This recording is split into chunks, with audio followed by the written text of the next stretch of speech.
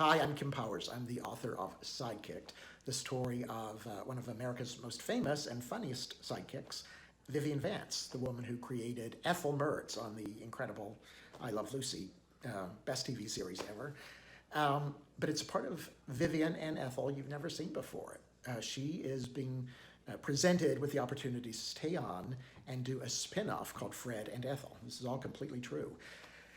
And she's wrestling, it's her Sophie's choice what to do. Stay on and stick with the character that has made her rich and famous and identifiable around the world, or finally, in middle age, to break free and take on some new character, really become the leading lady she's always thought she could be. What will she do by the time they call places on the very final filming ever of the Lucy Desi Comedy Hour?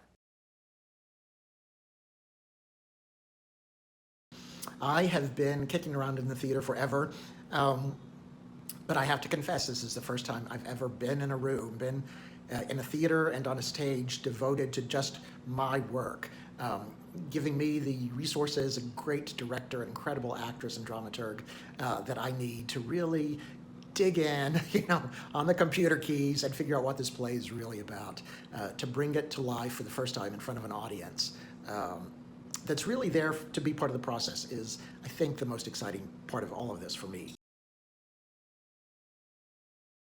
I think what they'll take away from it, from hearing this story, this woman they thought they knew, from just seeing her on TV, they'll realize that everybody has a story. It's sort of a cliche, but you never know what someone has gone through. You see someone walking around and you judge them on their appearance or what you know of them, whatever.